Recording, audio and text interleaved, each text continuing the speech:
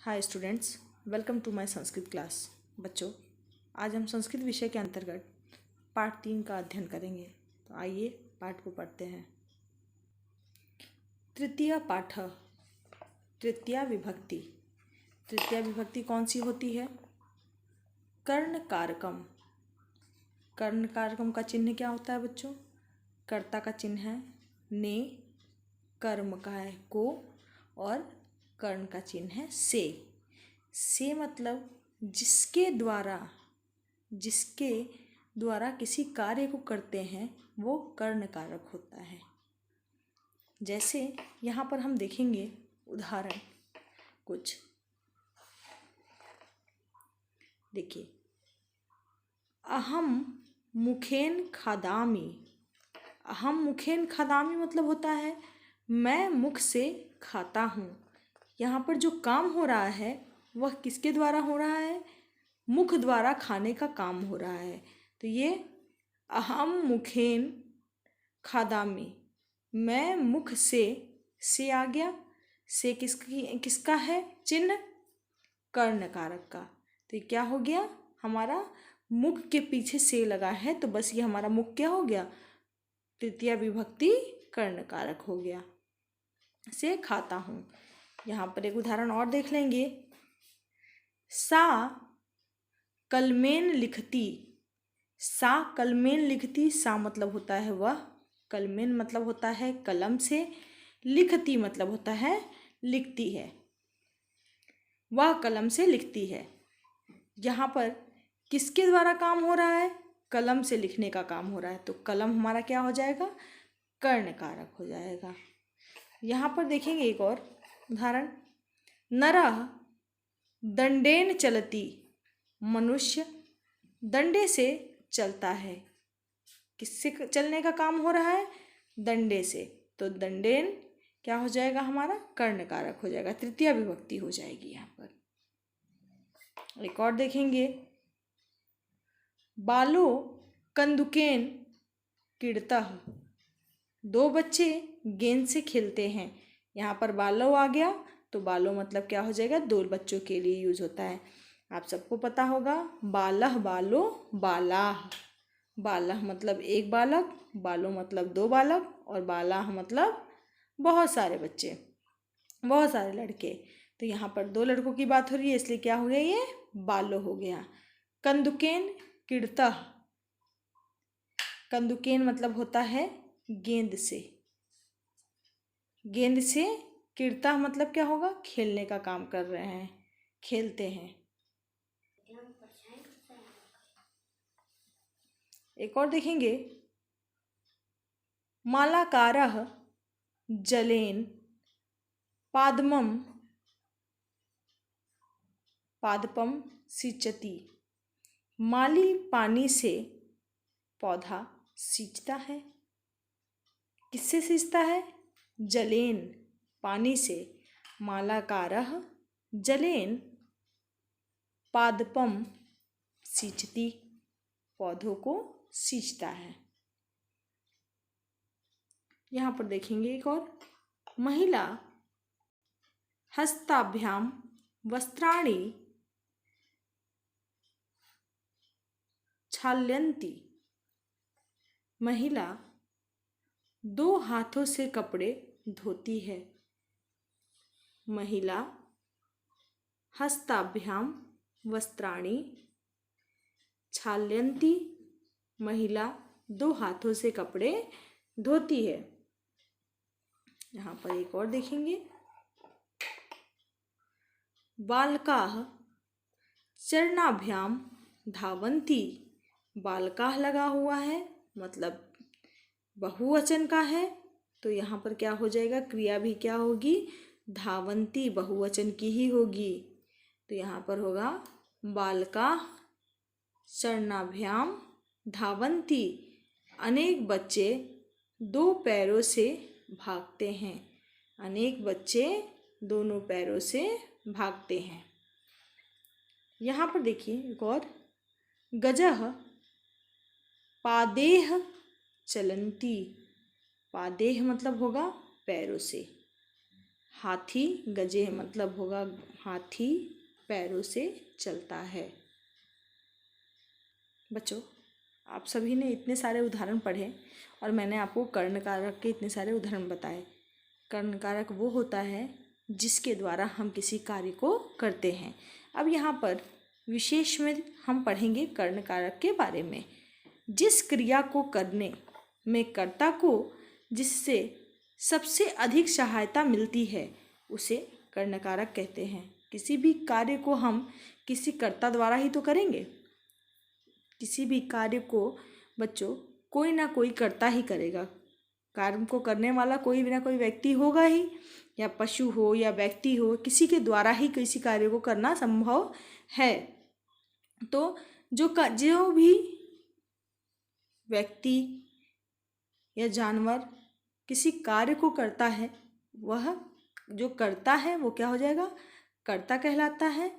और जिसके द्वारा काम को संपन्न किया जाता है वो कर्ता कहलाता है हमारा।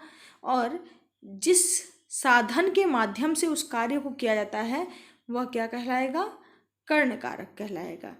कर्ण कारक में तृतीया विभक्ति का प्रयोग होता है। अब इसमें तृतीया विभक्ति का प्रयोग होता है। यथा सह दंडेन चलती। सह दंडेन चलती, चलती क्या है, क्रिया है। चलने का काम जो हो रहा है वो क्रिया है। क्रिया में सबसे अधिक सहायता दंड है। मतलब जो भी काम हो रहा है सहसा मतलब होता है वह, दंडेन मतलब दंडे से, चलती मतलब चलते हैं। चलते हैं, जो चलते हैं वो क्या है, क्रिया है। यहाँ पर किसके सहारे क्रिया का हो रहा है काम, दंडे के सहारे। तो ये क्या हो जाएगा, हमारा तृतीया विभक्ति हो जाएगी। अतः यह कर्ण कारक है। ये क्या है, कर्ण कारक है। और इसमें तृतीया विभक्ति का प्रयोग हुआ है। और इसमें किसका प्रयोग हुआ है, तृतीया विभक्ति का। हिंदी में इसका सूचक चिन्ह से द्वारा है।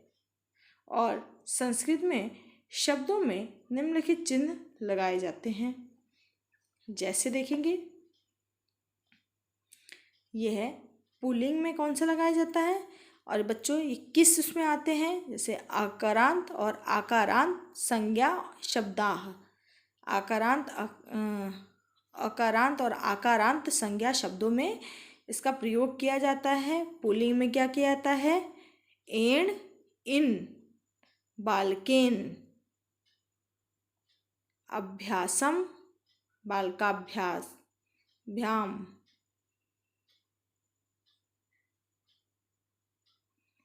अभ्याम, बालकाभ्याम, ए बालकेह। स्त्रीलिंग में देखेंगे, अया, अया क्या प्रयोग होता है, एक वचन में क्या, बालिक्या। अभ्याम का प्रयोग होता है द्विवचन में, बालकाभ्याम। और आभीह का प्रयोग होता है बालकाभ्यः बहुवचन में।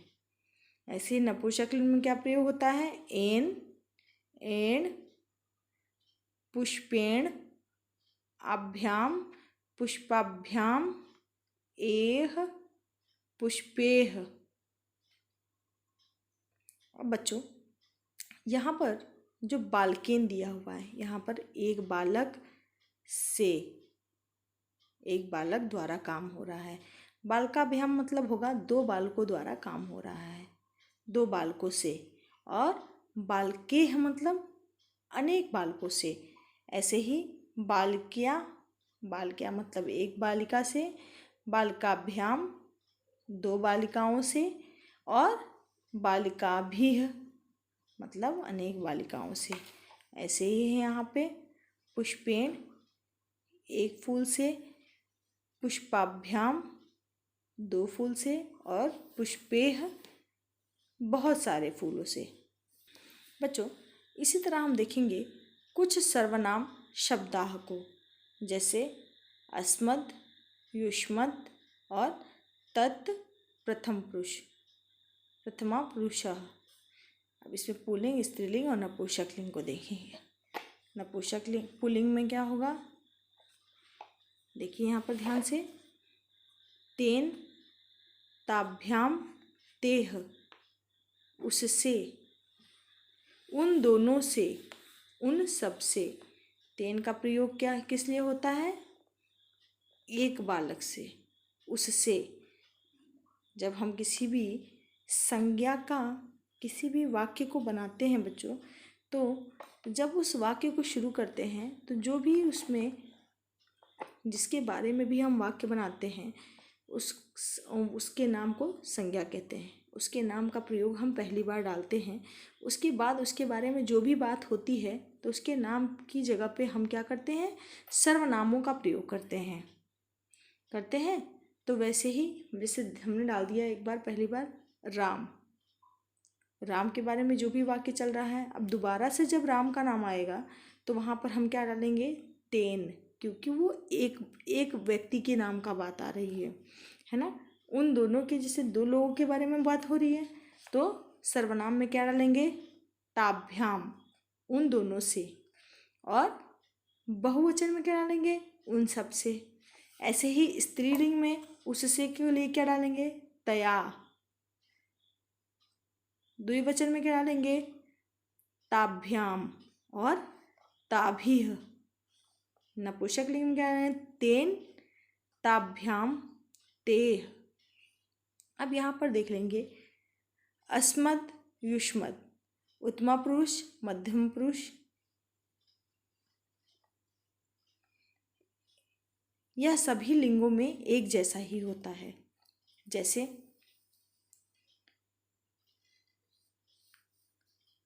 त्वया, तुमसे, युवाभ्याम, तुम दोनों से, युष्माभिः, तुम सबसे, मया, मुझसे, आवाभ्याम, हम दोनों से, अस्माभिः, हम सबसे। बच्चों यहाँ पर देखेंगे विशेष में किम शब्द के रूप सभी लिंगों और विभक्तियों में तत् के समान होते हैं। यथा ताभ्याम, तेह, केन, काभ्याम, केह। शिक्षक इस तालिका का पुनः अभ्यास क और छात्र इसे याद करके अभ्यास पुस्तक में लिखेंगे। बच्चों सबसे पहले तो आपको क्या करना है कि इसको अपनी कॉपी में लिखना है और उसे अच्छी तरह से याद कर लेना है। जब आपको जैसे उससे है, उससे लिखने के लिए ये आपको याद रखना पड़ेगा कि उससे को संस्कृत में क्या बोलते हैं, तेन बोलते हैं। और एक व्यक्ति के उससे के लिए तेन का इस्तेमाल होगा, उन दोनों सौ के लिए क्या होगा, ताभ्याम का इस्तेमाल होगा, उन सबसे के लिए क्या होगा, तेह का इस्तेमाल होगा। तो ये चीज़ें आपको याद करनी होगी। सबसे पहले आपको ये सब सारी चीज़ें याद करनी होंगी बच्चों। तो आप इसे अच्छे से अपनी कॉपी में लिखें और याद करें।